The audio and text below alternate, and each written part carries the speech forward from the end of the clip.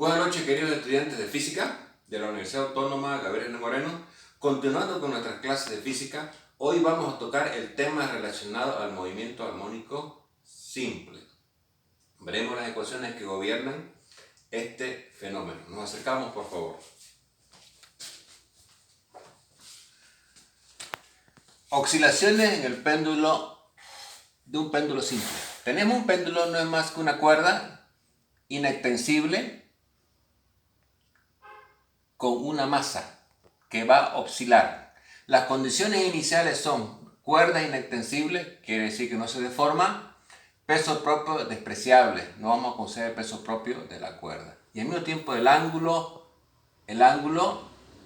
va a ser menor a 10 grados para que sea considerado un movimiento armónico simple. ¿Qué quiere decir? Que va, viene, va, viene, va, viene. Vamos a ver cuáles son las leyes que gobiernan precisamente este fenómeno. Pero tenemos que teta es la amplitud angular. Ese teta tiene que ser menor a 10 grados para que sea considerado un movimiento armónico simple. Por la dinámica tenemos nosotros el péndulo, una cuerda, una masa que oscila, dijimos, ¿no? Entonces cuando la masa se encuentra en una posición fuera de su punto de equilibrio, actúa su peso, la tensión en la cuerda, la componente del peso respecto al eje paralelo a la cuerda va a ser mg coseno del ángulo teta, donde este es el ángulo teta, y el vector componente del peso paralelo al movimiento va a ser mg seno teta, ¿correcto? Planteando las ecuaciones de equilibrio vamos a tener nosotros que la tensión menos la componente del peso va a ser igual a una fuerza centrípeta, ¿cierto? Entonces tenemos la tensión menos la componente del peso va a ser igual a masa por la aceleración centrípeta.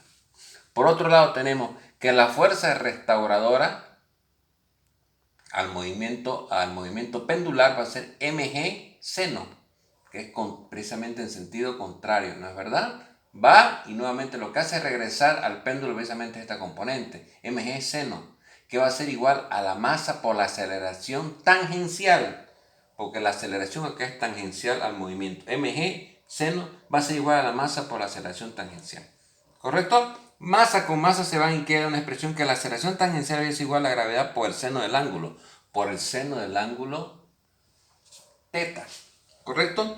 Por otro lado, para calcular cuánto es ese ángulo teta, vamos a considerar nosotros a una distancia x del punto de equilibrio. Fíjense ustedes que se forma un triángulo rectángulo. Aplicando la función seno va a ser cateto opuesto sobre hipotenusa, donde la hipotenusa es la propia longitud de la cuerda. Entonces seno va a ser x partido entre L. Entonces, reemplazando va a tener la aceleración tangencial va a ser igual a g, seno del ángulo va a ser x partido entre L, ¿correcto? Por otro lado, tenemos que de acuerdo a las ecuaciones del movimiento armónico simple que vimos en la clase anterior, tenemos nosotros que la aceleración tangencial viene dada por la velocidad angular al cuadrado multiplicado por la elongación x. Despejando w cuadrada va a ser at partido entre x, pero at ya dijimos acá que era igual a gl sobre l, x sobre l, lo reemplazo ahí. X, como dice, se va y que queda que la velocidad angular al cuadrado va a ser la gravedad sobre L. Por otro lado, en el movimiento circular uniforme tenemos nosotros que la velocidad angular va a ser igual a teta partido entre t, a la variación del ángulo. Por definición tenemos que la velocidad angular va a ser la diferencial del ángulo respecto al tiempo, o lo que es lo mismo, derivando e integrando va a ser igual a teta partido entre t. Pero ¿cuánto vale teta? 2pi. Un círculo completo partido entre periodos. Esta expresión la ponemos acá. Entonces va a ser 2pi partido entre periodo elevado al cuadrado. Va a ser igual a g sobre l. De aquí seguimos trabajando algebraicamente y vamos a tener 2pi elevado al cuadrado. Va a ser 4pi cuadrado partido entre t cuadrado. G sobre l. Y despejamos t cuadrado. 4pi cuadrado sobre l sobre g. Encontramos la famosa expresión que dice que el periodo del péndulo va a ser 2pi, la raíz cuadrada de L partido entre G. Fíjense ustedes que no depende de la masa, sino directamente depende de la longitud de la cuerda. A mayor longitud de la cuerda, el periodo pendular es más largo. ¿Cierto? Acá lo vemos claramente. Si esta cuerda fuera más larga, el tiempo que tarda en ir y volver es más largo. Eso quiere decir. ¿Qué quiere decir? No depende de la masa. Y son las consideraciones que se hacen acá. Periodo de oscilación del péndulo simple o péndulo matemático. ¿Por qué se dice péndulo matemático? Porque las consideraciones iniciales, que es inextensible, que no tiene peso y que el ángulo de oscilación no debe pasar de los 10 grados. Por eso que se considera como un péndulo matemático. Observación. No depende de la masa. Ya dijimos que no dependía de la masa la oscilación, ¿correcto? Su periodo es directamente proporcional a su longitud. Directamente proporcional a su longitud, porque 2pi sobre g son unas constantes. ¿Cierto? Entonces, haciendo esa misma consideración, vamos a considerar dos péndulos. Un péndulo L1 de longitud L1 que pendula y un péndulo L2 de longitud L2 que hace otro movimiento pendular. Vamos a considerar esos dos movimientos pendulares y ver la similitud entre ambos. Entonces, el periodo del péndulo 1 va a ser 2pi, la raíz cuadrada de L1 partido entre G, ejerce este movimiento. Y T2 va a ser 2pi, raíz cuadrada de L2, ejerce este movimiento. Vamos a dividir ambos movimientos pendulares, T1 partido entre T2. 2pi raíz cuadrada de L1 sobre G, 2pi L2 partido entre G. 2pi con 2pi se cancela, G con G se cancela porque son las mismas. ¿Y qué queda? Que la relación pendular T1, T2 va a ser la raíz cuadrada de 1 sobre L2.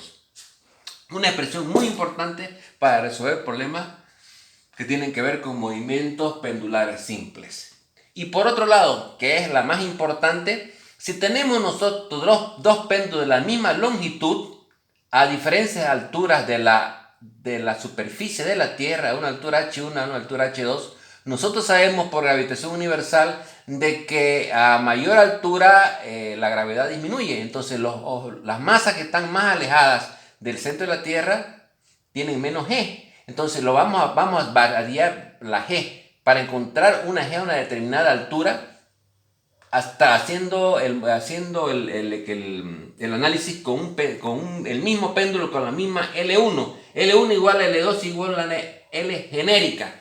En esas condiciones G1 es mayor a G2 cuando un objeto que está más cerca del centro de la Tierra tiene mayor gravedad, y al tener mayor gravedad tiene mayor peso, ¿correcto? Entonces hacemos la relación T1 sobre T2, 2pi, L es la misma, dijimos, para el mismo péndulo, solamente que está en diferentes alturas respecto al centro de la Tierra. L sobre G1 y el otro L2 sobre G2, no sería L2, sería L, porque una G genérica dijimos, ¿no es verdad? G2. Se cancelan las L, se cancelan las 2pi que queda. Una relación importantísima que dice que periodo 1 sobre periodo 2 va a ser igual a la raíz cuadrada de G1 sobre G2, donde G1 y G2 son las gravedades a diferentes alturas. Con esta expresión nosotros podemos calcular la gravedad en cualquier altura respecto al centro de la Tierra, teniendo como dato de referencia el periodo pendular en la superficie de la Tierra. ¿Correcto? Son expresiones muy importantes dentro de la física teórica para entender a cabalidad esta gran ciencia que es la física, de mucha importancia en la formación de los ingenieros. Muchas gracias por su atención.